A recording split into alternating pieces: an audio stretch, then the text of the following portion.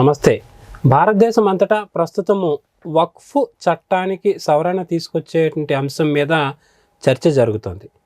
అయితే సమాజంలో ఒక వ్యవస్థ ఉన్నప్పుడు ఆ వ్యవస్థలో మార్పుల కోసం అని చెప్పేసి ఈ సవరణలు ఎందుకు తీసుకొస్తున్నారు, సంస్కరణలు ఎందుకు చేపడుతున్నారు, ఏంటి అనేటువంటి విషయాల మీద చాలామందికి అవగాహన లేదు.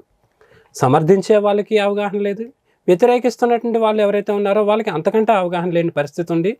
హైకోర్టులో సీనియర్ న్యాయవాది అయినటువంటి విశ్వప్రసాద్ గారు దీని మీద చాలా సమగ్రంగా అధ్యయనం చేసినటువంటి ఒక పరిశోధకులు చెప్పుకోవచ్చు. నమస్తే అండి. నమస్తే అండి. ఇప్పుడు మన భారతదేశం అంతటా కూడా వక్ఫ్ అనే చట్టం అనేటువంటి పేరుతో ఒక వ్యవస్థ ఉంది. ఇది చాలా కాలం నుంచి మనకు నడుస్తుంది అనమాట. అయితే ఈ వ్యవస్థ ఉన్నప్పుడు ఈ సవరణలు ఎందుకు అవసరం అయ్యాయి, ఆ వ్యవస్థ యొక్క స్వరూపం ఏంటండి, ఒరిజినల్గా ఇది ఎప్పుడు ఏర్పడింది, దాని తర్వాత వచ్చిన మార్పులు ఏంటి? ప్రపంచంలో ఏ దేశంలో కూడా ఇంక్లూడింగ్ ఆల్ ముస్లిం కంట్రీస్లో ఎక్కడ కూడా వక్ఫ్ చట్టం అని కానీ వక్ఫ్ బోర్డు అని కానీ వ్యవస్థ ఎక్కడా లేదు. ఏ ఇతర దేశాలు ఎక్కడా లేదు. ఎక్కడైనా ఇన్స్టిట్యూషన్ ఉంటే ఆ ఇన్స్టిట్యూషన్ను మెయింటైన్ చేస్తుంది ఒక కమిటీ, ఎక్కడైనా ఏ దేశంలో. అంతే తప్ప వక్ఫ్ బోర్డు, వక్ఫ్ కమిటీ, వక్ఫ్ ఆస్తులు కలిగి ఉండటం అనేది ప్రపంచంలో ఎక్కడ లేదు. మన దగ్గర మాత్రం 54-55లో ఈ వక్ఫ్ యాక్ట్ని మన దగ్గర ఇంట్రడ్యూస్ చేసినారు.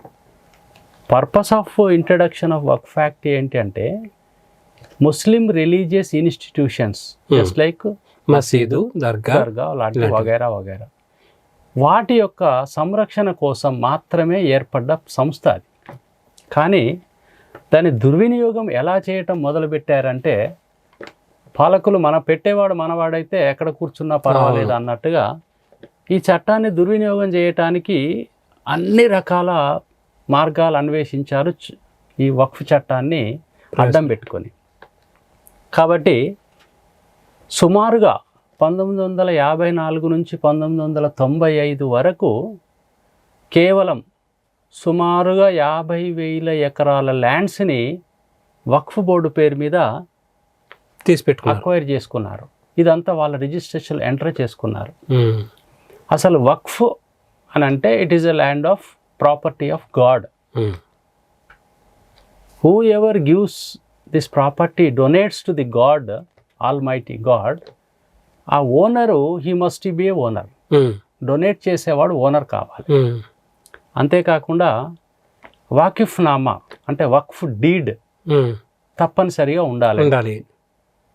కానీ ఇది ఎంత దుర్వినియోగం మొదలైందంటే, ఏ చట్టములో లేని వసతులు వక్ఫ్ చట్టానికి ఇవ్వబడ్డాయి.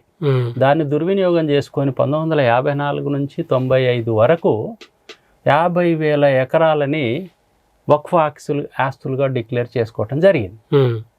కానీ ఆ వక్ఫ్ 95లో వీరికి మరింత ఫ్రీ హ్యాండ్స్ ఇచ్చేసరికి ఈ చట్టంలో మార్పులు చేశారు.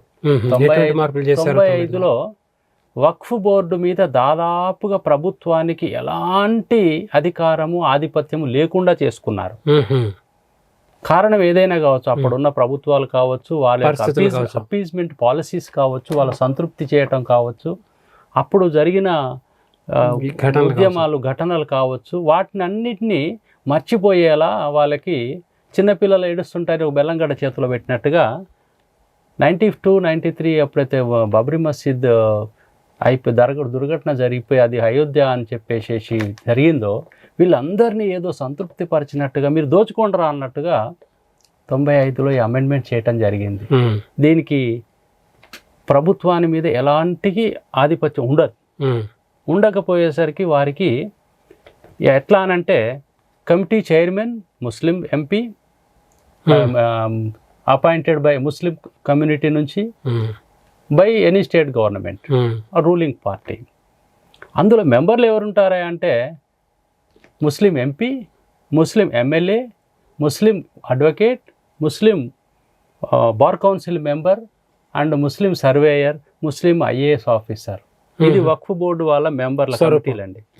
అంటే అందరూ ఆల్మోస్ట్ కోటీశ్వర్లే, అంతే అందులో ఉన్నది వాళ్ళే ఉంటారండి. ఇప్పుడు చాలా దిక్కులో దుర్వినియోగానికి కారణం ఇదే అంటే, నిజానికి వక్ఫ్ ఇచ్చిన ఒక వ్యక్తి పర్పస్ ఏమిటి, నా కమ్యూనిటీకి ఇది ఏమైనా ఉపయోగం పడాలి అనేటువంటిది.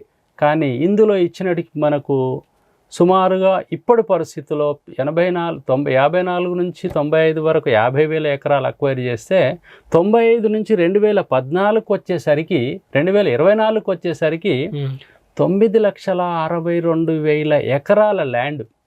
అచ్చో బాబోయ్, ఎక్కడ 50,000 ఎక్కడ 9 లక్షల ఎకరాలు, అవును, ఇంత ఈ స్థాయిలో ఆక్రమించేసారా? ఆక్రమణ చేశారండి. ఆక్రమణకు అంటే ఈ సవరణల వల్ల, ఈ సవరణల వల్ల వక్ఫ్ ఎవరైనా ఇస్తే తీసుకోవాల్సింది పోయి మేమే డిక్లేర్ చేసుకుంటాం. ఎవరైనా ఇస్తే ఈ వస్తువు నాదండి, నేను మీకు ఇస్తున్నాను అంటే ఆయన తీసుకొని అది ఆ పర్పస్ కోసం కమ్యూనిటీ యొక్క సంక్షేమం కోసం ఉపయోగించాలి. కానీ కమ్యూనిటీకి సంక్షేమానికి ఉపయోగించిన ఘటన ఒక్కటి కూడా లేదు. కేవలం ఈ ప్రాపర్టీస్ అన్ని కూడబెట్టుకొని అందులో ఉన్న బోర్డు సభ్యులు లేదా వారికి పరపతి ఉన్నవారు వాళ్ళు ఎలా దుర్వినియోగం చేయాలో చేసేస్తున్నారు. అందుకే ఒక్క మామూలు ముస్లిం కూడా దానివల్ల నాకు వక్ఫ్ బోర్డు వల్ల నాకు లబ్ధి పొందింది అనేవాడు ఒక్కడు లేడు ప్రపంచంలో. ఎవరు ఉండరండి. ఇది ఆక్రమణ చేయటానికి ఒక మార్గంగా ఉపయోగపడ్డది. కాబట్టి ఎప్పుడైతే 95లో ఈ అమెండ్మెంట్ వచ్చిందో వీళ్ళ దురాక్రమణ ప్రారంభమైందండి. నేను ఉదాహరణకు అంటే ఏ రకంగా ఆక్రమణ చేయగలుగుతారు అంటే లీగల్గా ఉన్నటువంటి ప్రొవిజన్ ఏంటి అంటే ఇప్పుడు మీరు ఏమంటున్నారు, ఒక వ్యక్తి ఇది నేను ఇస్తాను అని చెప్పి ఇస్తే పుచ్చుకోవాలి అనేటువంటిది ఒక విధానం. అలా కాకుండా మరి వీళ్ళు ఎలా ఎక్వైర్ చేసేసారు ఇదంతా? ఇది వాళ్ళ దగ్గర ఉన్న సర్వేయర్, వక్ఫ్ బోర్డు మెంబర్లు వీళ్ళు ఏం చేస్తారంటే వాళ్ళకు వక్ఫ్ సర్వేయర్ ఉంటాడు. దురదృష్టకరం ఏంటంటే ఆయనకు జీతాలు ఖర్చులు అన్ని ప్రభుత్వం ఇస్తుందండి. ఎవరో వక్ఫ్ సర్వేయర్కు కూడా వక్ఫ్ బోర్డు మెంబర్లకు కూడా వీళ్ళందరికీ కూడా ప్రభుత్వం జీతాలు ఇస్తుంది, ప్రభుత్వం ఖర్చులు కూడా ఇస్తుంది, ఇంక్లూడింగ్ పబ్లికేషన్ ఛార్జెస్. ఇవి ఇచ్చి ఏం చేస్తున్నామనంటే ఊర్లో పాత సామెతల నుంచి డబ్బులు ఇచ్చి కూలిచ్చి కొట్టించుకున్నట్టుగా మనము వారికి అన్ని ఇచ్చేసేస్తే ఈ వక్ఫ్ సర్వేయర్ ఏం చేస్తాడంటే ఏ ఊర్లో ఏ మండలంలో ఏ జిల్లాలో ఏ ప్రాపర్టీ వీళ్ళు అక్వైర్ చేయదలుచుకుంటే ఆక్రమణ చేయదలుచుకుంటే దానికి ప్లాన్ ప్రిపేర్ చేస్తాడండి. చేసేసి ఇది ఇన్ని ఎకరాలు ఇన్ని సర్వే నెంబర్లు ఇది మాది అని ఒక ప్లాన్ తయారు చేసి వక్ఫ్ బోర్డు ముందు పెడతాడు. కమిటీ వాళ్ళు ఏం చేస్తారు, ఇది ఓకే ప్రొసీడ్ అని చెప్పేసేసి దాని వాళ్ళు కలెక్టర్ పంపిస్తారు. ఇక దురదృష్టకరమైన సంఘటన ఏమిటంటే ఎలాంటి రెవెన్యూ భూములు లేదా ఇతర ఏ ఆస్తులకైనా కస్టోడియన్ ఎవరే అంటే జిల్లా కలెక్టర్. కానీ ఇందులో జిల్లా కలెక్టర్కి ఎలాంటి అధికారాలు ఉండవు. కేవలం వీరు పంపించిన తీర్మానం చేసి ఇది మా వక్ఫ్దే, ఇది మేము డిసైడ్ చేశాము అని అంటే ఓకే మంచిది అని చెప్పి వారు స్టేట్ గవర్నమెంట్ పంపిస్తే గెజెట్ పబ్లికేషన్ ఇచ్చేస్తారండి. డైరెక్ట్గా గెజెట్ పబ్లికేషన్. ఆ గెజెట్ పబ్లికేషన్లో వాళ్ళు ప్రభుత్వం వక్ఫ్ భూమిగా వాళ్ళు డిక్లేర్ చేసుకుంటారు ఏ ప్రాపర్టీస్ అయినా. వాళ్ళకి ఏమి ఆధారం ఉంది? ఇప్పుడు నేను నా దగ్గర నేను 96లో ఒక కేసు చేసినాను హైదరాబాద్లో టుండిగల్ ప్రాంతంలో. 92 ఎకరాల భూములు, 92 ఎకరాల భూమి ఇది వక్ఫ్ భూమి అని ఒక గెజిట్ నోటిఫికేషన్ ఇష్యూ చేశారండి. అందులో వందలాది ఇండ్లు ఉన్నాయి, కాలనీస్ ఉన్నాయి. వాటి మన హైదరాబాద్ లోనే మీరు చెప్పేది దుండిగల్ అంటే? నేను చెప్పేది దుండిగల్ అండి. ఇప్పుడు హైదరాబాద్కు 30 కిలోమీటర్ల దూరాన ఉన్న దుండిగల్ విలేజ్ ఇదే. ఓకే. ఇప్పుడు బహుశా మెదక్ జిల్లాలో ఉన్నది అది. దాన్ని 92 ఎకరాలు ఏదో ధరగా పేరు పెట్టేసి ఇది మొత్తం మా ల్యాండ్ ఇది కాబట్టి మిగతా వాళ్ళంతా ఖాళీ చేయండి అని చెప్పేసి వాళ్ళందరి మీద ఒత్తిడి చేశారు, దౌర్జన్యం చేసేస్తే వాళ్ళందరూ ఏం చేశారు, ఇక్కడ ఇంకో దురదృష్టం ఏమిటంటే కలెక్టర్కు ఈ విషయం ఇది పబ్లిక్దని లేదా ప్రైవేట్దని గవర్నమెంట్దని తెలిసినా కూడా రికార్డులు ఉన్నా కూడా ఆయనకు ఏమీ కామెంట్ చేసే అధికారం లేదు. దాంట్లో విచారణ చేసే అధికారం అంతకంటే లేదు. ఇది ప్రభుత్వానిదయ్యా, వీడెవడో వక్ఫ్ బోర్డు వచ్చి నాది క్లెయిమ్ నాదంటున్నాడు అని ప్రభుత్వానికి నివేదిక పంపే అధికారం కూడా లేదు. దాంట్లో ఏమాత్రం పాత్ర లేదు, ఏమీ లేదండి. ఇలా అలా చేతులు నరికిచ్చేశారు. దీంట్లో వీళ్ళందరూ కూడా మరి ఇప్పుడు మీరు ఇందాక చెప్పినట్టుగా ప్రొసీజర్లో వీని కలెక్టర్ గారు ఏమో గవర్నమెంట్ చెప్తారు, గవర్నమెంట్ ఒక గెజిట్ నోటిఫికేషన్ ఇచ్చింది అనుకో, మరి ఆ నోటిఫికేషన్ ఇచ్చిన తర్వాత అయ్యా ఇది కాదు మేము ఉంటున్నామని చెప్పేసి అని వాళ్ళు వెళ్ళి పోరాటం చేయడం కానీ దేనికి కానీ ఏం మార్గం లేదా? ఏమీ లేదండి. వాళ్ళు ఎక్కడికి వెళ్ళాలి అని అంటే 1 month లోపలైతే వక్ఫ్ బోర్డు దగ్గర పోవాలి, 1 year లోపలైతే వక్ఫ్ ట్రైబ్యునల్కి పోవాలి. అంటే మళ్ళీ ఆ వక్ఫ్ సంస్థ దగ్గరికే రావాలి వాళ్ళ అంతే దగ్గరికండి మళ్ళీ. అంతేగాని బయటకు పోయి కోర్ట్ ఆఫ్ జస్టిస్ ను లేదంటే రెవెన్యూ అథారిటీని అడగడం లేదు. మనని కొట్టి లాక్కున్నాడో అతని దగ్గరికే వెళ్ళి అయ్యా నన్ను కొట్టకు, అయ్యా నన్ను తిట్టకు అని బ్రతిమలాడుకున్నట్టుగా ఉంటది. అయ్యా కోర్టుకు ఎలాంటి పవర్స్ లో స్పెషల్ యాక్ట్ ఎనాక్ట్మెంట్ చేసి వక్ఫ్ ట్రైబ్యునల్స్ ఎస్టాబ్లిష్ చేశారు. ట్రైబ్యునల్లో ఎవరుంటారు అని అంటే 2 లేదా 3 సభ్యులు పెడతారండి. అందులో ఒకరు ముస్లిం స్కాలర్, ఇంకొక ఆయన judicial officer appointed by the state high court. వాళ్ళు కూడా మాక్సిమం మైనారిటీలో ఉంటారు, వేస్తారు. కొన్నిసార్లు వేరే వాళ్ళని కూడా వేయవచ్చు. అక్కడ ఆ డాక్యుమెంట్స్ వగైరా అన్ని వీళ్ళు ఏముంటాయి ఉర్దూలోనే అరబీలోనే ఉంటాయి కాబట్టి వాళ్ళకు సరిగా చెప్పటం ఉద్దేశం అని ముస్లిం స్కాలర్ అండి. అక్కడ మనకు ఏముందనంటే ఆ చట్టంలో సంవత్సరం లోపల మీరు ఈ ల్యాండ్ నాది అని క్లెయిమ్ చేస్తూ you can approach the tribunal. Okay, ఒకవేళ సంవత్సరం తర్వాత మీరు పోతే మీకు అక్కడ నెంబరే కాదు అంటే ఇంకెక్కడికే పోవడానికి లేదు. ఇంకెంత లేదండి, ఏడాది దాటిందంటే గెజిట్ నోటిఫికేషన్ వచ్చి ఏడాది దాటిందంటే ఇంక అయిపోయింది అనమాట. లేదండి, అలాంటి పవర్స్ లేకుండా తీసేశారు. కలెక్టర్ ఏం చేయలేడు, స్టేట్ గవర్నమెంట్ ఏం చేయలేదు. ఇది మరి ఇదొక దుర్మార్గమైనది. ఏంటంటే ప్రభుత్వం కూడా ఎవరి దగ్గరైనా ప్రజావసరాల నిమిత్తం ప్రాపర్టీ తీసేసుకోవాలంటే మనకు ఆర్టికల్ 300 కింద మనకు మార్గం ఉంది. 300A కింద మనకు ఆస్తి హక్కు, ప్రాథమిక హక్కులోంచి తీసేసి కాన్స్టిట్యూషన్ 300లో యాడ్ చేసి 300A కింద ఎవరైనా ప్రైవేట్ వ్యక్తి ఆస్తులు కలిగి ఉండవచ్చు, అతనికి ఆస్తి హక్కు ఉంది. ఒక ప్రాథమిక హక్కులు ఉండే, తర్వాత తీసేసి ఇందులో కలిపారు. అప్పుడు ప్రభుత్వం వాళ్ళు ఏం చేస్తారు, ఈ భూమి లేదా ఈ ఆస్తి ప్రజావసరాల నిమిత్తం మాకు కావాలి అని చెప్పేసి అతనికి నోటీస్ ఇస్తుందండి. తర్వాత అక్విజిషన్ నోటిఫికేషన్ ఇష్యూ చేస్తారు, పబ్లికేషన్ ఇష్యూ చేస్తారు, అబ్జెక్షన్స్ కాల్ఫర్ చేస్తారు. దానికి కూడా కాకపోతే అప్పుడు వాళ్ళు ఆర్డర్ పాస్ చేస్తారు. దానికి వ్యతిరేకంగా మీరు వెళ్ళాలనుకుంటే కోర్ట్ ఆఫ్ జస్టిస్కి వెళ్ళొచ్చు. కానీ ఇందులో పార్టీకి నోటీస్ ఇయ్యరు, కనీసం చెప్పకూడా చెప్పరు, నోటీస్ ఇవ్వరు, చెప్పరు, వాళ్ళకి తెలియకూడా తెలియదు. ఇప్పుడు నేను మీకు చెప్తున్న ఈ ఉదాహరణలో దుండిగల్ ల్యాండ్ లో 92 ఎకరాలు వక్ఫ్ బోర్డు అని డిక్లేర్ చేసుకుంటూ ఒక గెజిట్ నోటిఫికేషన్ వేశారండి. అది 96లో మా ఆఫీస్లో ఉన్నప్పుడు నేను ఆ కేసు డీల్ చేశాను వక్ఫ్ ట్రైబ్యునల్లో. నాకు ఆశ్చర్యం కలిగి మొత్తం అసలు వక్ఫ్ యాక్ట్ అంతా చదివాను నేను. అసలు ఒరిజినల్గా యాక్ట్ ఏంది, ఎందుకు పెట్టారు, ఏం సంగతి వగైరా అని చూసేస్తే దాంట్లో చాలా డీటెయిల్గా ఉందండి. వక్ఫ్ అంటే దేవుని పేరు మీద ఎవరైనా దానం ఇచ్చిన ప్రాపర్టీ, అంతేకాకుండా ఇచ్చిన వానికి హక్కులు ఉండాలి, మరియు ఇచ్చిన వ్యక్తి వాకిఫ్ నామా అంటే వక్ఫ్ డీడ్ రాసి ఉండాలి. ఇవన్నీ ఏ పర్పస్లు ఇస్తున్నాడు, దానికి ముతవల్లి అంటే కేర్ టేకర్ ఎవరు ఉండాలి, దానికి ఎంత డబ్బు అతనికి ఇవ్వాలి, అవన్నీ ఉంటాయండి అందులో. ఈ విషయాలు ఏవి కూడా లేకుండా అన్ని బుల్డోస్ చేసేసి ఈ 95 అమెండ్మెంట్లో కొన్ని పవర్స్, 2014లో మరిన్ని ఎక్స్ట్రాడినరీ పవర్స్ ఇవ్వటం వల్ల వీళ్ళు ఏది లేదు. చాలా సింపుల్. నేను కాల్ఫర్ చేశాను ఎవిడెన్స్లో, సిఇఓ వక్ఫ్ ఆఫీస్ నుంచి ఎవిడెన్స్ ఇస్తేందుకు వచ్చినారు. క్రాస్ ఎగ్జామ్ ఇది మాదండి, ఇది మా గెజిట్ నోటిఫికేషన్ అండి అని చెప్పి ఎవిడెన్స్ పెట్టారు. నా దగ్గర ఏముంది, ఒకటే గెజిట్ నోటిఫికేషన్ వేశాడు. వేరేస్ ఈ ప్రైవేట్ ప్రాపర్టీ వాళ్ళు ఉన్న దగ్గరది రెవెన్యూ రికార్డ్ వేశారు, పహానీలు వేశారు, ఒరిజినల్ రిజిస్టర్ సేల్ డీడ్స్ వేశారు, ప్రాపర్టీ కన్స్ట్రక్షన్ చేశారు, పర్మిషన్లు ఉన్నాయి. ఇన్ని చేసినా కూడా వీళ్ళు ఎన్ని బుల్డోజ్ చేసి అది మాది అంటారు. అంతే మీద నేను క్రాస్ ఎగ్జామినేషన్ చేసినప్పుడు వారిని అడిగారు, ఇది మీది అంటున్నారు, మీ దగ్గర డాక్యుమెంట్ ఉంది, గెజిట్ నోటిఫికేషన్ హై, మీకు ఎవరిచ్చారు నైమాలం తెలియదు.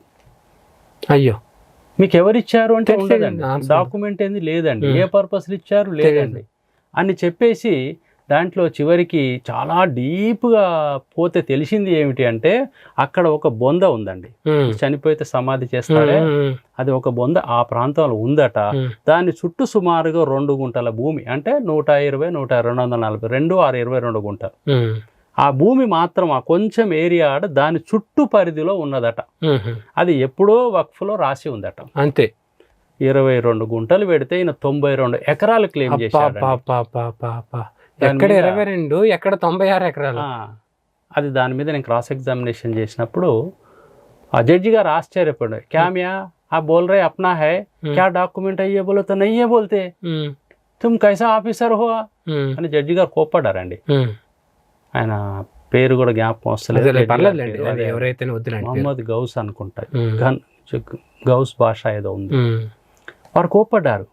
ఏ డాక్యుమెంట్లు ఏమంటావు, గజెట్ నోటిఫికేషన్ తెచ్చి మాదంటావు, కోన్ దియా, కైసా దియా, కిత్నా దియా, క్యా డాక్యుమెంట్ కుछ भी नहीं है, దియే వాళ్ళ ఇచ్చిన అతనికి హక్కులు ఉన్నాయా లేవా, ఏం చూసేది లేదా అని వాళ్ళ కేసులు కొట్టేసి it is not Waqf land, it is private land అని చెప్పేసి డిక్లేర్ చేయటం జరిగింది. వాళ్ళ కేసు కొట్టేయటం జరిగింది. నేను ఉదాహరణ ఎందుకు చెప్తున్నానంటే, బయట చెప్పే వాళ్ళందరూ కూడా ఏ వక్ఫ్ ల్యాండ్ హై, వక్ఫ్ ప్రాపర్టీ హై అని అంటున్నారే, ఈ అమెండ్మెంట్లో వెరీ వెరీ క్లియర్గా చెప్పారండి.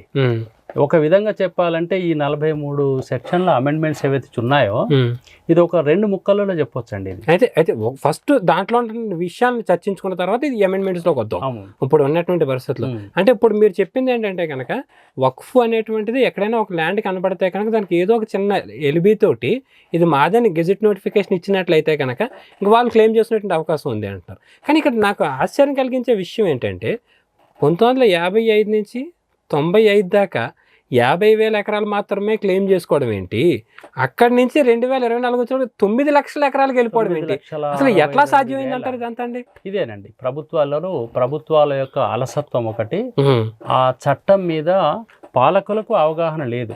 కానీ పార్లమెంట్లో చేసిన వాళ్ళు మాత్రము అప్పనంగా కట్టబెట్టడం అంటారే, అప్పనంగా కట్టబెట్టి దోచుకోండి, లైసెన్స్ ఇచ్చేశారు, ఏ ప్రాపర్టీ మీది కావాలంటే తీసేసుకోండి. ఈ మధ్య మనం స్టేట్మెంట్ వింటున్నాం, పార్లమెంట్ మాదే. నిన్న ప్రయాగరాజ్ ఏదైతే త్రివేణి సంగమంలో టెంట్లు వేస్తే ప్రయాగరాజ్లో టెంట్లు వేసింది మొత్తం మాదే. ఈ రకమైనటువంటి స్టేట్మెంట్లు అనమాట. ఇదే అండి. ఇప్పుడు హైదరాబాద్ లో కూడా ఇంకా చాలా ఉన్నాయి ఇట్లా ఒక ప్రాపర్టీ మన దగ్గరే. ఎక్కడ తమిళనాడులో 1500 సంవత్సరాల క్రితం నుంచి ఉన్న దేవాలయం, దాని చుట్టూ ఉన్న భూములు అన్ని దేవాలయాలతో సహా ఊర్లే మాది అని డిక్లేర్ చేసుకున్నారు. 1500 సంవత్సరాల క్రితం ఇస్లాం మతమే లేదు, అదేవుడు ఇచ్చాడయా అని అంటే టిప్పు సుల్తాన్ ఇచ్చాడంటారు. అంతే కదండి. ఏమి కాగితం ఉంది, ఇచ్చేవానికి అధికారం ఉందా? ఏం లేదు. ఇప్పుడు స్వాతంత్రం వచ్చిందంటే బ్రిటిష్ వాళ్ళు పోయిన తర్వాత ఇది మన రాజ్యం అయిపోయింది. కానీ బ్రిటిష్ వాడు ఏదైతే అప్పుడు రాజ్యం వెళ్ళాడు, ఇక్కడ ఈయనను అపాయింట్ చేసినాడు ఇంకా పని చేస్తాడా? భారతదేశం వాళ్ళది భాగం, వాళ్ళ భాగంగా ఉందా? లేదు. అంతే కదండి. మరి ఇది విచిత్రమైన అనమాట. చెప్పండి. ఇంకొక విషయం ఏంటంటే, వారికి ఈ వక్ఫ్ పేరు మీద దోపిడీ చేసే వారికి ప్రభుత్వంలో ఉన్న వాళ్ళు చాలా సహకారాలు అందించారు కాబట్టి వాళ్ళ దోపిడీకి అంతు లేకుండా పోయింది. ఎప్పుడైతే ప్రశ్నించడం మొదలైందో వీరు వ్యతిరేకించడం ప్రారంభించారు. అప్పుడు దీని మీద చాలా లోతైన అధ్యయనం చేయటం జరిగింది. 2022లో దీని మీద ఒక ప్రత్యేక కమిటీ వేయటం జరిగింది, దీన్ని అధ్యయనం చేయమని. దేశంలోని వివిధ రాష్ట్రాల్లోని అందరు అడ్వకేట్లలో ముఖ్యంగా సివిల్ ప్రాక్టీస్ చేసే అడ్వకేట్ని పిలిచారు. పిలిచి దీని మీద అధ్యయనం చేయండి, చేసి మీ సజెస్ట్ చేయండి. ఏ చట్టాన్నైనా చేసే ముందు అధ్యయనం చేస్తారు, దాని యొక్క అమలు మీద. కానీ దీనికి మాత్రము ఇలా చేతులు కడి చేసి ఇయటం ఏంటి, వాడు క్లెయిమ్ చేసుకోవటం ఏంటి, నీ దగ్గర ఏమున్నాయంటే ఏమీ లేవు. ఓపెన్ స్టేట్మెంట్ కూడా చూస్తున్నాం మనం ఇటీవల. మా దగ్గర ఉన్న 95% ప్రాపర్టీస్కు ఏ డాక్యుమెంట్లు లేవు. అంతే. అందుకనే వాళ్ళు ఒకటి మాట ఏమంటారు అంటే, हमारा మస్జిద్ జాయేగా, కబ్రస్థాన్ జాయేగా, ये छीन లేగా. ప్రభుత్వం ఒక క్లియర్గా ఒక మాట చెప్పినారు, వక్ఫ్ బేసిక్లో ఉన్న దాంట్లోనే ఇచ్చేవాడికి హక్కు ఉండాలి, తీసుకునేటప్పుడు డాక్యుమెంట్ ఉండాలి, స్పెసిఫికేషన్. ఇది నాది అయితే నేను ఇస్తాను అంతే ఎవరికైనా. కదండి, మీది పక్కన ఆడ కూర్చుంటే నేను ఇట్లా లాగేసుకొని ఆయనకి ఇచ్చేసేస్తే మీరు లబలబ మొత్తుకుంటారు. అంతే కదా. ఏంటండి నాది లాగేసుకొని మాట్లాడుతున్నారండి అంటే, అగో నేను లాగేసుకుని అయిపోయింది, ఇంకా మీరు వారి దగ్గర పోయి ఆడుకుని, వాడు లాక్కున్నోడే దొంగే, వాని దగ్గర పోయి నాదయ్యా ఇచ్చేయండి అంటే అడిస్తాడు, ఇవ్వడు కదా, ఇవ్వడు. ఇలా పరిస్థితి తయారు చేసి హక్కులు లేకుండా అడిగేవాని హక్కులు లేవు. కాన్స్టిట్యూషన్లో అపరిమితమైన అధికారాలు ఎవరికీ లేవండి, కానీ ఈ వక్ఫ్ బోర్డుకి ఇచ్చేసారు అపరిమితమైన అధికారాలు. దాన్ని వారు దుర్వినియోగం చేయటం. ఇక్కడ ఇంకొకటి మాట గురించి ఒకటి ఆలోచించాలండి. వక్ఫ్ బోర్డుకు సంబంధించిన దాంట్లో వేలు పెట్టడం కానీ సవరణ చేయడం కానీ అంటే మొత్తం ముస్లిం కమ్యూనిటీకి అంతటికి కూడా డ్యామేజ్ జరుగుతోంది, మైనార్టీలకు పెద్ద ఎత్తున డ్యామేజ్ జరుగుతోంది అన్నట్లుగా కలరంగిస్తున్నారు, మాట్లాడుతున్నారు. మీరు చెప్తున్న మాటను చూస్తుంటేనేమో బోర్డు అంటే ఉండే వాళ్ళందరూ ఈ కోటీశ్వర్లే ఉంటారన్నట్లుగా అర్థమవుతుంది. ఏంటి అసలు వాస్తవ స్వరూపం ఏంటి? ఈ బోర్డులో మీరు చెప్పిన అన్నదే ఏ ఒక్క సాధారణ ముస్లిం కూడా ఏ చిన్న అపకారం కూడా జరగదు ఇక్కడ. ఏ ఒక్క చిన్న ముస్లిం కూడా ఏ మసీదు తీసుకోరు, ఏ మదర్సా తీసుకోరు, ఏ ల్యాండ్ తీసుకోరు, ఏది తీసుకోరు. ఏది అమెండ్మెంట్లో ఒకటి ఏం చెప్పారంటే, రిజిస్టర్ చేయండి. ఏ ప్రాపర్టీస్ ఏవైతే ఉన్నాయో with in 6 months from the date of passing this order కలెక్టర్కు మీరు ఇవన్నీ రికార్డ్స్ సబ్మిట్ చేయాలి. ఈ ప్రాపర్టీ మాది, దీనికి సంబంధించి డాక్యుమెంట్ ఇది. మనం ఒక ఇల్లు కొనుక్కున్నామండి, ఇల్లు నాదండి అని అంటే రేపు భవిష్యత్తులో ఎవరైనా రోడ్డు వైడనింగ్ కోసం వస్తారు, లేదా అవతల పక్క వాళ్ళు లేదండి మా దగ్గర మీరు 10 గజాలు జరిగారంటారు, లేదా ఖాళీ ప్లేస్ ఉంటే పక్కోడు జరిగి కట్టాడు అనుకోండి. అప్పుడు మనం ఏం చేస్తాం, అయ్యా ఇది నా డాక్యుమెంటు, ఈ డాక్యుమెంట్ ప్రకారం నాది ఇన్ని ఫీట్ల వెడల్పు, ఇన్ని ఫీట్ల, నేను పలానా డాక్యుమెంట్ పలానా వారి దగ్గర కొన్నాను కాబట్టి దీని మీద నాకు హక్కులు ఉన్నాయండి అని అడగాలి. ఇక్కడ విచిత్రం ఏమిటంటే, అయ్యా నువ్వు ఇది నాది అని అంటున్నావు, నీ దగ్గర ఏం కాగితం ఉంటే మేరా పాస్ కుచ్ భీ నహీ, ఏం పేపర్ అది, నేను ఏం లేదు, నేను చెప్పా అంతే, నేను ఇయ్యా అంతే, నా దగ్గర లేదు, మళ్ళీ నన్ను అడగొద్దు. మళ్ళీ ఇది విచిత్రమైన అన్నమాట. మనం ఎవరినైనా అడుగుతాము, ఎవరైనా మన ప్రాపర్టీస్ ఇవ్వడం జరిగితే అవి నాది నాది అని డిస్ప్యూట్ వస్తే నీ పేపర్ ఇవ్వయా, నీ పేపర్ ఇవ్వండి, చూస్తామండి ఎవరు కరెక్ట్ ఉంది అని ఇద్దరు కోర్టుకు వెళ్ళమంటాం, వాళ్ళు పరిష్కారం చేస్తారు. కోర్టుకు పోవద్దు, నా దగ్గర డాక్యుమెంట్ లేవు, నేను ఆక్రమిస్తే ఏమనొద్దు, నేను రేపు నీదన్నా అంటాము. ఇప్పుడు మనకు చాలా విచిత్రమైన సంఘటనలు కనిపిస్తాయండి. కాశీ విశ్వనాథ టెంపుల్ పక్కన ఉన్న ఏదో మస్జిద్ కట్టారు, అదే విషయము ఔరంగజేబు తన సొంత లైఫ్ బయోగ్రఫీలో రాసుకున్నాడు. ఫలానా డేట్న నా ఫలానా వ్యక్తి యొక్క ఆధ్వర్యంలో దీన్ని కూల్చేసేసి దేవాలయాన్ని మేము ఆక్రమణ చేసి మసీది కట్టాం. గోడలు ఇప్పుడు కూడా వెళ్ళాం, చూడొచ్చు. నేను కాశీ వెళ్ళినప్పుడు గోడ వరకు మనకు సుమారుగా భూమి నుంచి 12 feet వరకు ఉన్న గోడలు, దేవాలయం గోడలు పక్కన ఉన్న కలిసే ఉంటాయి, కనిపిస్తుంటాయి. నంది అటుపక్క చూస్తూ ఉంటాడు కూడా, మీద డోమ్ మాత్రమే ఇలా కట్టి ఉంటుందండి.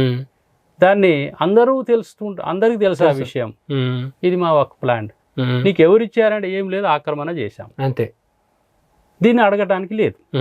ఇది ఏదంటే ఒక విధంగా నిన్ను దోచుకుంటాను, నేను దాచుకుంటాను, నువ్వు నన్ను క్వశ్చన్ చేయద్దు అంతే. ఇది డెమోక్రసీ లాగా లేదు, ప్రపంచంలో ఏ ముస్లిం దేశాలలో లేదు. ఇది ఇక్కడ మాత్రమే విచిత్రమైన పరిస్థితి, అది విచిత్రమైన పరిస్థితి. అది దాన్ని ఇప్పుడు ఈ కొత్తగా తీసుకొస్తున్న సవరణలో ఏవేంటి ప్రతిపాదిస్తున్నారండి? ముఖ్యంగా ఈ 42 ప్రతిపాదనలు ఏదైతే అంటున్నారో వాటిని కొన్ని సవరించి 34 ప్రతిపాదనలు అన్నారు. వాటి అన్నిట్లో కూడా 2 ముక్కలు చెప్పొచ్చునండి. ఒకటి, ఏదైనా ప్రాపర్టీ ఇది వక్ఫ్ది అని క్లెయిమ్ చేస్తే దానికి తప్పనిసరిగా విషయాలు మీ దగ్గర డాక్యుమెంట్ కలెక్టర్కు సబ్మిట్ చేయాలి, ఇది మాదండి అని. ఎవరైనా క్లెయిమ్ చేస్తే లేదండి ఇది ఆయనది కాదు నాది, లేదా ఇది ప్రభుత్వంది అని అంటే గనక కలెక్టర్ విచారణ చేసే అధికారం ఉందండి. విచారణ చేసి ఇది ఎవరిదైతే వారికి తెలుస్తారు. క్లెయిమ్ చేసిన వక్ఫ్ బోర్డు వాళ్ళది అని అనుకో నీకే తీసుకోండి, ప్రైవేట్ వాళ్ళది అయితే ప్రైవేట్ వాళ్ళకి ఇస్తారు, గవర్నమెంట్ వాళ్ళది అయితే గవర్నమెంట్కి ఇస్తారు. కానీ ఇది ప్రతిపాదన అంతేనండి, అంతే. కలెక్టర్కు అధికారాలు ఉంటాయి, కలెక్టర్ విచారణ చేస్తాడు అంతే కదా. ఇందులో ఏం తప్పు ఉందో అర్థం కాలే. ఇంకొక విషయము, ట్రైబ్యునల్ ఉంటుందండి, వక్ఫ్ ట్రైబ్యునల్ రద్దు చేయట్లే, వక్ఫ్ ట్రైబ్యునల్ ఉంటుంది, దాంట్లో ప్రిసైడింగ్ ఆఫీసర్స్ ఉంటారు. కానీ వక్ఫ్ ట్రైబ్యునల్ జిల్లా కోర్టు, జిల్లా జడ్జి స్థాయి అధికారి అక్కడ వక్ఫ్ ట్రైబ్యునల్ చైర్మన్గా ఉంటారు. ఎక్కడైనా జిల్లా స్థాయిలో ఉన్న ట్రైబ్యునల్స్, మన దగ్గర చాలా ట్రైబ్యునల్స్ ఉంటాయి. ఇప్పుడు చిట్ ఫండ్ ట్రైబ్యునల్ అని ఇట్లా ఉంటాయి, చాలా ట్రైబ్యునల్స్ ఉంటాయి. మన కన్జ్యూమర్ ఫోరంలో డిస్టిక్ లెవెల్లో డిస్టిక్ అధికారి, జిల్లా జడ్జి అధికారి, రాష్ట్ర స్థాయిలో స్టేట్ హైకోర్టు జడ్జి స్థాయి అధికారి, వీళ్ళందరూ చైర్మన్లుగా ట్రైబ్యునల్లో ఉంటారు, కోర్టులలో ఉంటారు. అక్కడ మనకు వ్యతిరేకంగా వచ్చింది అనుకోండి, ఇద్దట్లో ఏ పార్టీ అయినా వాళ్ళు ఏం చేస్తారు, జిల్లా కోర్టు స్థాయి అధికారి ఉన్న దగ్గర హైకోర్టుకు అప్పీల్ చేసుకోవచ్చు. హైకోర్టు అధికారి ఉన్న స్టేట్ కన్జ్యూమర్ ఫోరం అయితే నేషనల్ ఫోరం పోతారు. నేషనల్ ఫోరంలో కూడా న్యాయం జరగకపోతే హైకోర్టు, సుప్రీంకోర్టు పోతారు. ఇది హైరార్కీ అంతే. దీంట్లో ఇది విచిత్రమైన పరిస్థితి ఏంటంటే ట్రైబ్యునల్ తీర్పు ఫైనల్ అంతే, మళ్ళీ పైకి పోవడం, అప్పీల్. ఓకే ఇవి ఎవరు చెప్పుకోవాలి? ఇప్పుడు మరి సవరణలో ఏమని ప్రతిపాదిస్తున్నారు? ఈ సవరణలో ప్రతిపాదనలో ఇదే చెప్పారండి, వక్ఫ్ ట్రైబ్యునల్ తీర్పుకు వ్యతిరేకంగా పోదలుచుకున్న వాళ్ళు అప్పీలు చేసుకోవచ్చు, కోర్ట్ ఆఫ్ జస్టిస్ కి వెళ్ళొచ్చు, అంతే తప్ప అది నువ్వు రద్దు చేయనంలే, ట్రైబ్యునల్ తీసేస్తున్నాం అనలే, తీర్పును కొట్టేస్తే అధికారం ఏ పొలిటికల్ పార్టీకి ఉందని చెప్పలే, గవర్నమెంట్కి ఉందని చెప్పలే. జ్యుడిషియరీలో ఉన్న సిస్టాన్ని అందులో ఇంట్రడ్యూస్ చేశారు. న్యాచురల్ సిస్టమ్ ఏదైతే ఉందో దాంట్లోకి ఇంక్లూడ్ క్లియర్గా ఉంది. అంతే. నువ్వు ఏదైనా ప్రాపర్టీ నాది అని అంటే కనుక డిస్ట్రిక్ట్ కలెక్టర్కి ఇస్తే డిస్ట్రిక్ట్ కలెక్టర్ నీ యొక్క డాక్యుమెంట్ అని వాళ్ళ డాక్యుమెంట్లు విచారణ, అందులో తప్పే ఉంది. అంతే కదా. మన ఊర్లో పొలం ఉందండి, నాకో ఎకరం ఉంది, అవతల పక్కన ఆయనకో ఎకరం ఉంది, బౌండరీ డిస్ప్యూట్ వచ్చింది అనుకోండి, మనం ఏం చేస్తాం, తహసీల్దార్ దగ్గర అప్లికేషన్ పెడతాం, లేదా తహసీల్దార్ నుంచి అప్పీలు జాయింట్ కలెక్టర్ దగ్గరికి పోతుంది, లేదా కలెక్టర్ ఆఫీస్కి పోతుంది. వారు విచారణ చేసి ఏం చేస్తారు, ఎవరిదో తెలుసు, ఫలానా రెవెన్యూ మా రికార్డుల ప్రకారం నీది, ఇక్కడ దాకా అక్కడ దాకా చేస్తాడండి. అంతే.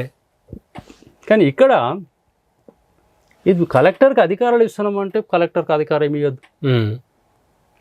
ఇది విచిత్రమైన పరిస్థితి, ఎక్కడ ప్రపంచంలో ఎక్కడ లేదు. దీన్ని సవరణ ద్వారా ఏం చేస్తున్నారంటే కలెక్టర్కి పవర్స్ ఇస్తున్నారు. ఈ బోర్డులో కూడా ఏమైనా సవరణలు ప్రతిపాదిస్తున్నారు, మరి దానివల్ల ఏదో చాలా డ్యామేజ్ జరిగిపోతుంది అంటారు ఏంటండి? బోర్డులో మెంబర్లు ఎందుకంటే ఒక వర్గం కమ్యూనిటీలు, ఒక వర్గం వాళ్ళు మాత్రమే. ఇప్పుడు మనం ఇప్పటిదాకా అనుకున్నాం అగ్రవర్ణాలు, ఈ అణగారిన వర్గాలు మనం ఏదైనా చెప్పుకుంటున్నామో, ప్రతి దాంట్లో ఒక సిస్టమ్ ఉంది. కానీ దీంట్లో ఈ వక్ఫ్ ట్రైబ్యునల్లో, వక్ఫ్ బోర్డులో ఉండే మెంబర్స్లో MP, MLA, advocate, bar council member, IAS officer వీళ్ళేనండి ఉంటారు. ఈ మనకు తెలుసు ముస్లింలలో డామినేటింగ్ సున్నీ, అంతే. ఏదో ఒక ప్రాంతంలో 1-6 మాత్రమే షియా వాళ్ళు కనిపిస్తారు. కానీ షియాల డామినేషన్ భారతదేశంలో క్లియర్, వెరీ వెరీ క్లియర్. అంతే. వీళ్ళల్లో ఒక్కడు కూడా షియా మెంబర్ ఉండడు, అందరూ సున్నీలే, అంత సున్నీలు ఉంటారు. అంటే పవర్, అధికారాన్ని ఎవరైతే అనుభవిస్తున్నారో వాళ్ళకే, వాళ్ళ డామినేషన్ ద్వారా ఇవన్నీ చేస్తున్నారు. ఇక్కడ కొత్త అమెండ్మెంట్లో ఏం చేశారంటే మిగతా అణగారిన వర్గాలు, వీళ్ళు పశ్మందా వర్గం అంటారు. పశ్మందా ముస్లింలు అంటే బలహీన వర్గాలు, అణగారిన వర్గాలు. అణగారిన వర్గాలలో ముస్లింలను కూడా సభ్యులను పెట్టండి, అంతే. ఇంకొక విషయం ఒక దగ్గర పెట్టిండండి, అవసరమైన చోట నాన్ ముస్లిం సభ్యుడు కూడా ఉండొచ్చు, అంతే. ఎందుకంటే ఇక్కడ ఏం చెప్పిరనంటే ముస్లింలు మాత్రమే ఇచ్చినవి కాదు, ఇతరులు ఇచ్చినవి కూడా మాకని పెట్టుకున్నారు చట్టంలో. మరి అలాంటప్పుడు మరి ఇది కూడా సభ్యుడు ఉండటం వల్ల ఇప్పుడు 10 మంది సభ్యులు ఉంటే, ఒక సభ్యుడు 7 మంది వీళ్ళుంటే, 2 మంది 3 మంది బలహీన వర్గాలు వస్తే ఒక సభ్యుడు వేరే ఉంటాడు అనుకోండి, దాంట్లో తప్పే ఉంది. దాంట్లో మెజారిటీ బై మైనారిటీ జరుగుతుంది. కానీ విచారణ చేయడానికి అవకాశం ఉంది కదా, డిస్కస్ చేయడానికి అవకాశం ఉంది కదా. పార్లమెంట్ ఉందండి, మెజారిటీతో నడుస్తుందని చెప్పి డిస్కస్ చేయకుండా ఆపుతున్నావా? లేదు, డిస్కషన్ జరగాలనే కదా పెట్టుకున్నది. ఇప్పుడు మేము మెజారిటీ ఉన్నామండి, ఇంకా డిస్కషన్ అక్కర్లేదు, మీరు అందరు బయటకు వెళ్ళండి, మేము పాస్ చేసుకుంటామని అనట్లేదు. టేబుల్ పెడుతున్నారు, అందరూ మాట్లాడుతున్నారు, మీకు మాట్లాడే అవకాశం ఇస్తున్నారు. ఆయన ఒక సభ్యుడు ఉన్న ఆయన కూడా మాట్లాడే అవకాశం ఇస్తారు. ట్రాన్స్పరెన్సీ ఉంటే నిజాలు పబ్లిక్ తెలుస్తాయి. మనం కూడా డిస్కస్ చేస్తే మంచి విషయాలు చిలికితేనే కానీ వెళ్ళొస్తుంది. కాబట్టి ఇది అవకాశం ఇవ్వటానికైనా కమిటీ మిగతా పశ్మందా ముస్లింలు అంటే బలహీన వర్గాలను పెట్టండి అని అంటే हमारे कानून में दखल दे रहे, हमारा कम्युनिटी में दखल दे रहे. ఇది దఖల్ కాదండి.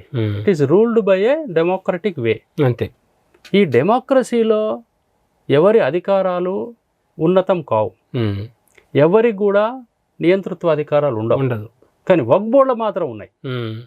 సో దాంట్లో అంటే మీరు చెప్పిన దాన్ని బట్టి నాకు అర్థమైంది ఏంటంటే కనుక వక్ఫ్ బోర్డు లేదన్నట్లయితే కనుక వక్ఫ్ ట్రిబ్యునల్స్ ఇవి ఏవైతే ఆ మతం లేదన్నట్లయితే ఆ ఆధ్యాత్మిక వ్యవస్థకు సంబంధించిన పని చేస్తున్నాయో వాటిని చేసుకునేటువంటి వెసులుబాటు కల్పిస్తారు, కానీ పారదర్శకంగా ఉండేలాగా దాని సంస్కరణలు తీసుకొస్తారేమో అనిపిస్తుంది. అంతే అంతే వాళ్ళు చెప్తున్నారు. ఇక్కడ అమెండ్మెంట్లో క్లియర్గా చెప్పినారు, మీకున్న ఆస్తులన్నిటినీ రిజిస్టర్ చేయించండి, డిజిటలైజ్ చేయండి, ఏ ఆస్తులు ఎవరి ద్వారా సంక్రమించారో డాక్యుమెంటేషన్ ప్రజెంట్ చేయండి.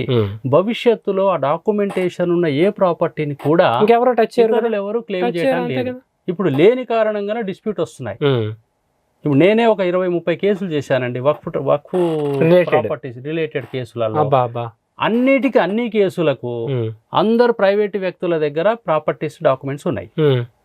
క్లెయిమ్ చేసిన అన్ని కేసులలో వక్ఫ్ బోర్డు దగ్గర ఎలాంటి డాక్యుమెంట్స్ లేవు. Still they are claiming. ఇంకొక చమత్కారమైన విషయం, ఆశ్చర్యం ఏమిటంటే ఈ గెజిట్ నోటిఫికేషన్ వేసేగానే 1 year దాటితే ట్రైబ్యునల్లో వేసుకునే లిమిటేషన్ దాటిపోయిందని చెప్తారు. ఇది వేసుకోగానే ఆయన కలెక్టర్కు లెటర్ ఇస్తాడు వక్ఫ్ బోర్డు నుంచి, పలానా ప్రాపర్టీ మాది, మా గెజిట్ నోటిఫికేషన్ ద్వారా మేము దాన్ని తీసేసుకున్నాము, కాబట్టి నాట్ రిజిస్టర్ ద డాక్యుమెంట్స్ అని అంటే కలెక్టర్ ఏం చేస్తాడు, ఆర్డీఓ ద్వారా కానీ లేదా కలెక్టర్ ద్వారా కానీ లేదా డిస్ట్రిక్ట్ రిజిస్ట్రార్కు లెటర్ ఇచ్చేస్తారు. ఈ ప్రాపర్టీస్ అన్నిటినీ బ్లాక్ చేసేస్తారు. ప్రొహిబిటరీ రిజిస్టర్ అంటాం దాన్ని, నిషేధిత ప్రాపర్టీస్ కింద రిజిస్ట్రేషన్ చేయరు. ఇటీవల మన బోడుప్పల్లో జరిగింది. కొన్ని 100 ఎకరాల భూములు ఊర్లే ఎన్నో కాలనీస్ ఉన్నాయి. ఇవన్నీ కూడా నేను దాని మీద స్టడీ చేసిన. అవన్నీ కూడా ఒకప్పుడు ఈనాం భూములు. ఈనాం చట్టం రద్దయింది. ఈనాం చట్టం రద్దయిపోతే జాగీర్దారీ చట్టం కూడా రద్దయింది. దాని చట్టం ఏం చెప్తుంది, ఈనాం కానీ జాగీర్దారీ చట్టం రద్దయినాక ఈనాం వాస్తవంగా సాగు చేసేవారు ఎవరైనా ఉంటే, ఈనాం 100 ఎకరాలు ఉండొచ్చు, 1000 ఎకరాలు ఉండొచ్చు, ఒక ఈనాందారు ఎవరైనా ఉండొచ్చు. వాస్తవంగా సాగు చేసేవాళ్ళు వాడో 2 ఎకరాలు, వీడో 4 ఎకరాలు చేస్తారు. రద్దయిన చట్టం తర్వాత ఇది ఏం చెప్పినారంటే, వాస్తవంగా సాగు చేసే వారికి ఓఆర్సి ఆక్యుపెన్సీ రైట్ సర్టిఫికేట్ ఇవ్వబడుతుంది. ఎవరు మీరు అప్లై చేసుకుంటే ఇస్తారు. ఆర్డీఓ రెవెన్యూ డివిజనల్ ఆఫీసర్ ఈనామ్స్ ట్రైబ్యునల్ అంటారు. వారి ద్వారా విచారణ చేసి పలానా కట్ ఆఫ్ డేట్ రోజున నువ్వు కబ్జాలో ఉండి వాస్తవంగా సాగు చేస్తున్నట్లయితే మీకు దాని మీద ఓఆర్సి ఇస్తారు. ఓఆర్సి అంటే occupancy right certificate, ownership document. అది అంతే. అది ఇచ్చిన తర్వాత దాని మీద అతను సర్వ హక్కులు ఉంటాయి. ఆ ల్యాండ్స్ అన్ని మిగతా ఇంకేదన్నా వాస్తవంగా సాగు చేస్తున్నట్టు ఎవరు ప్రూఫ్ చేసుకోలేకపోతే ఆ property west with the government అంతే. కానీ ఈ వాస్తవంగా సాగు చేస్తూ వారసీ ఎన్నో సంవత్సరాల తీసుకున్న పట్టేదారులు అయిన వాళ్ళు కాలక్రమంలో అమ్ముకొని ఇండ్లు కట్టారు, చేశారు. కానీ ఎప్పుడో పాత రికార్డులలో, నిజాం కాలం నాటి రికార్డులలో ఈనాం ల్యాండ్ అని ఉందనుకోండి. ఈనాం ల్యాండ్ అంటే మా నిజామే ఇచ్చింది కదా, కాబట్టి ఇదంతా మాదే అని గెజిట్ నోటిఫికేషన్ ఇష్యూ చేసుకోవటం ప్రారంభించారు. ఇది ముఖ్యంగా ముస్లింలు పాలకులుగా ఉన్న సంస్థానాలలో బాగా జరిగింది. ఇప్పుడు ఒక హైదరాబాద్ సంస్థానం అనుకోండి, ఇంకా బరోడా సంస్థానం అనుకోండి, యూపీలో ఉన్న వివిధ ప్రాంతాల సంస్థానాలు అనుకోండి, చాలా ప్రాంతాల్లో ఇది జరిగింది. ఈ చట్టం ఎప్పుడో రద్దయిపోయింది. ఈనాంలు ఎక్కడి లేవు. అయినా సరే ఎవరికైతే పట్టించారు మిగతా ల్యాండ్ గవర్నమెంట్ దగ్గర ఉంది. గవర్నమెంట్ దాన్ని ప్రజా ఉపయోగాల కోసం ఉపయోగిస్తారు. కానీ ఇక్కడ మాకు అవన్నీ సంబంధం లేదు, కావాలండి మావే అంతే. ఏ డాక్యుమెంట్ తోటి ఏం లేదు. అక్కడ జరిగింది అదే బోడుప్పల్లో. దాని మీద పాపం వాళ్ళు చాలా మంది ఎక్కడ పోవాలి అసలు వాళ్ళకి తెలియదు. అయ్యయ్యో, వాళ్ళందరూ ఒక ఇల్లు ఇంకో ఇల్లు అమ్ముకునే పరిస్థితి. అమ్ముకునేటప్పుడు రిజిస్టార్ ఆఫీస్కి పోతే, అమ్మా మీ ఇల్లు మీదైతే ఉన్నదో బ్లాక్ ఇది ప్రొహిబిటెడ్ రిజిస్టర్ లో ఎంటర్ అయిపోయింది, కలెక్టర్ గారు ఆర్డర్ ఇది కాబట్టి రిజిస్టర్ కాదు. అదేం సార్ నేను కొనుక్కునేది నా రిజిస్టర్ డాక్యుమెంట్ ఉంది, మేము 50 ఏళ్ళు అయింది, ఇక్కడే పుట్టాము, ఇక్కడే పెరిగాము, ఇక్కడే పిల్లలు ఉన్నారు మాకు అని అంటే నాకు తెలియదు అవన్నీ. ఆర్డీఓ లెటర్ ఇచ్చాడు. ఆర్డీఓ ఆఫీస్ దగ్గర పోయి ఏమండి మీరు లెటర్ ఇచ్చారట, ఎందుకు ఇచ్చారంటే వక్ఫ్ బోర్డు వాళ్ళు ఇది మాదని గెజిట్ నోటిఫికేషన్ ఇచ్చారు కాబట్టి మేము ఇచ్చాం అంతే. మరి మీరు ఇచ్చేసేటప్పుడు కనీసం విచారణ చేశారా, మమ్మల్ని పిలిచారా, ఎవరిది ఇచ్చాడు మాకు అవన్నీ తెలియదండి, వక్ఫ్ చట్టం ప్రకారం మాకేం అధికారాలు లేవు వాళ్ళని చెప్పి కూడా వాళ్ళకి ఇచ్చేసాం. ఇప్పుడు వాళ్ళు కోర్టుకు ఇంటికి వాళ్ళు చేసుకోలేక వాళ్ళు ఇబ్బంది పడుతున్నారు. ఇది ఒకటి కాదండి, ఇప్పుడు జహీరాబాద్ దగ్గర కొన్ని ఊర్లు కలిసి కొన్ని 100 ఎకరాలు పాపం 2-3 ఊర్లు అండి, 2-3 ఊర్లు 12 ఊర్లో వాళ్ళు కూడా రిప్రజెంటేషన్ ఇచ్చారు జేపీసీ దగ్గర, జాయింట్ పార్లమెంటరీ కమిటీ దగ్గర, బోడుప్పల్ వాళ్ళు కూడా ఇచ్చారు. నేను స్టడీ చేసినప్పుడు నాకు అర్థమైంది ఏంటంటే ఇది వీళ్ళందరి ప్రొహిబిటెడ్ రిజిస్టర్లో పెట్టేసి ప్రాపర్టీస్ అని మాయ అంటారు. ఎవరైనా అట్లా ఉంటుందా అట్లాంటి చట్టం? విచిత్రమైన చట్టం. కాబట్టి ప్రభుత్వం ఇప్పుడు అమెండ్మెంట్ చేసి ఏం చేస్తుందంటే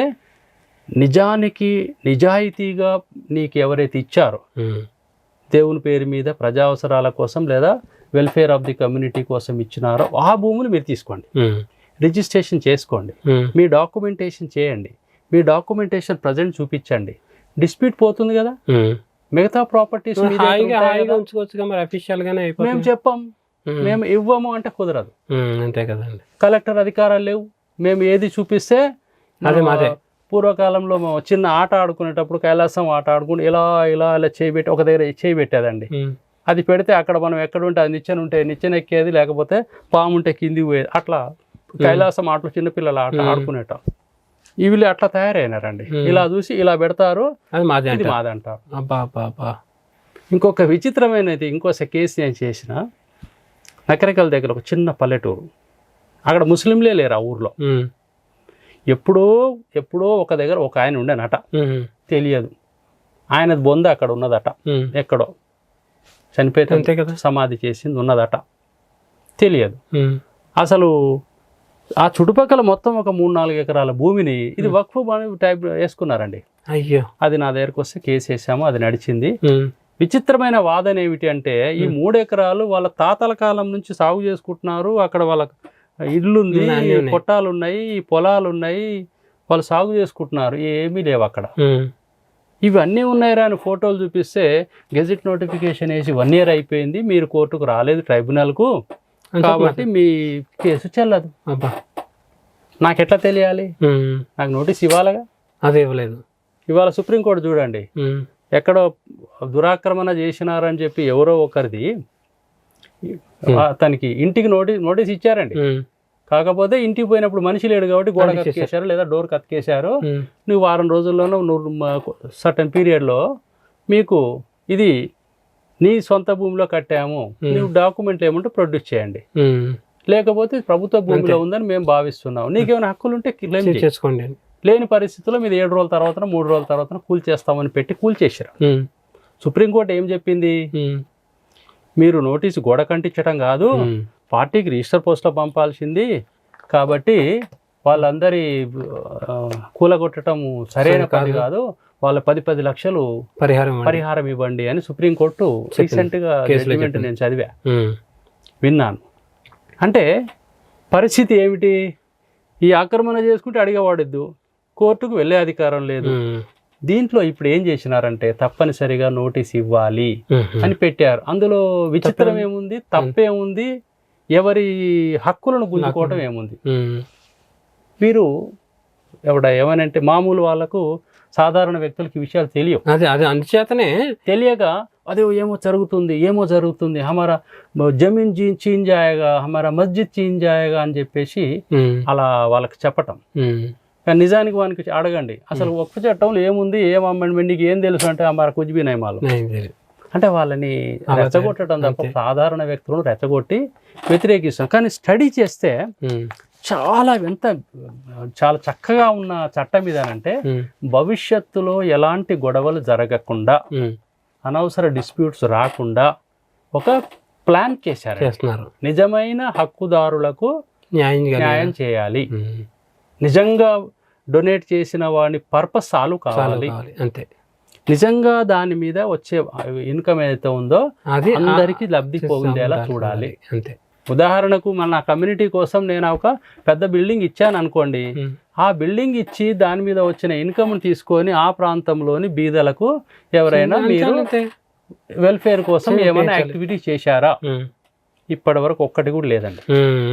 వాళ్ళ లెక్క ప్రకారం ఇప్పుడు మన 9,62,000 ఎకరాల భూములు, 8,82,000 ప్రాపర్టీస్ ఇంక్లూడింగ్ బిల్డింగులు, కాంప్లెక్స్లు వగైరాలు, నెల నెల ఇంట్రెస్ట్లు వచ్చేటి, ఇన్కమ్ వచ్చేది, రెంట్స్ వచ్చేది చాలా ఉన్నాయండి. ఇవన్నిటి మీద డబ్బులు ఏం చేస్తున్నారు? బోర్డు జీతాలు గవర్నమెంట్ ఇస్తుంది, సర్వేర్ జీతం గవర్నమెంట్ ఇస్తుంది, పబ్లికేషన్ గవర్నమెంట్ ఇస్తుంది, ఇంకా ఉల్టా మీకు బెనిఫిట్స్ మసీదులకు మరమ్మతులు అండ్ గ్రేవ్ యార్డ్లకు మరమ్మతులు అని సంవత్సరం అలాట్మెంట్ చేస్తారు. వీరు ఈ డబ్బులను ఏం చేస్తున్నారు మరి తెలియదు. వాళ్ళకి ఏం చూపిస్తున్నారు?